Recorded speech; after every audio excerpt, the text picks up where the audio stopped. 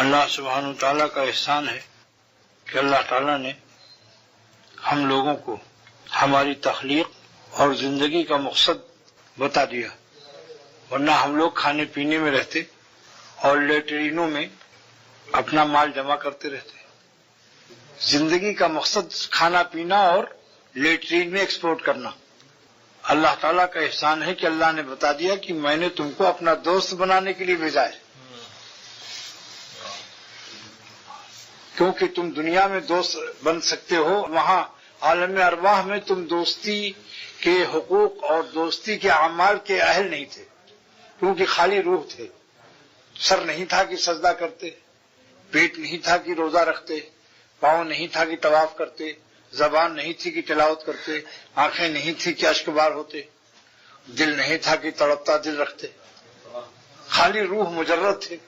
تو ہم نے تمہاری روح کو جسم میں ڈال کر دنیا میں بھیجا۔ مقصد بھی سن لو کہ اے ایمان والو، تقوی اختیار کرو، گناہوں سے بچو۔ کیا مطلب ہوا اس کا؟ کہ من مانی زندگی مثل سانڈ کے ہر کھیت میں منہ مت ڈالو، ورنہ ڈنڈے کھاؤ گے۔ جو سانڈ ہر کھیت میں منہ ڈالتا ہے، گاؤں والے اتنا ڈنڈے مارتے ہیں کہ کھال کہیں سلامت نہیں نظر آتی، اور جب بیمار ہو جاتا ہے تو اس کا علاج معالجہ بھی نہیں ہوتا، کیونکہ اس کی گردن میں کسی کی رسی نہیں ہے۔ آزادی چاہتا ہے، اسی لیے نفس راضی نہیں ہوتا مرید ہونے کے لیے، کیونکہ نفس کی آزادی چھین جاتی، شیخ کی رسی۔ لیکن بیوقوف ہے وہ بیل، یہ بھی بیل ہے، بیل بیوقوف ہے۔ اگر یہ گردن میں رسی ڈالتا، اپنا مالک بنا لیتا، تو جب بھوک لگتی تو کھانا اس کے ذمہ تھا۔ بیمار ہوتا تو علاج وہ لے جاتا مویشی ہاسپٹل میں، کسان اس کا مالک،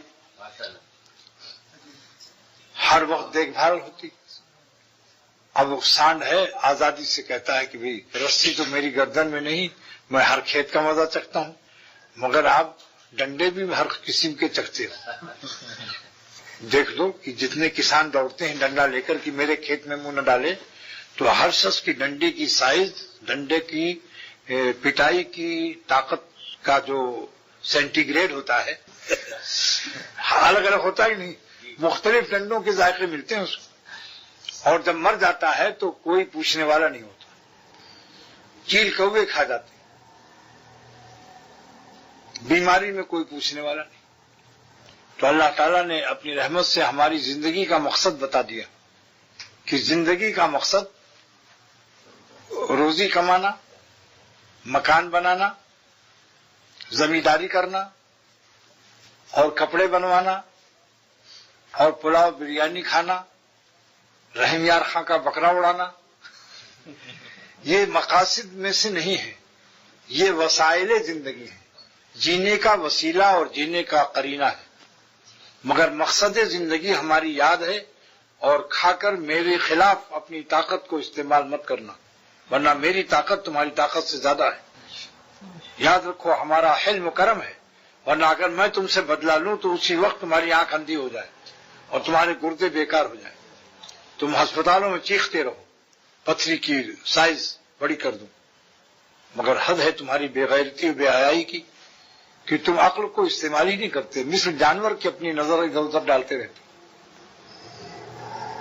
میرے انتقام کی صفت کے ظہور کا تم کو وسوسہ بھی نہیں آتا کہ میں ظہور انتقام دوں۔ یہ کیوں نہیں آتا؟ گدھا پن ہے اور حیوانیت ہے، اور تمہاری عقل پر تمہارے گناہوں کا وبال ہے کہ تم کو خوف خدا نہیں ہے۔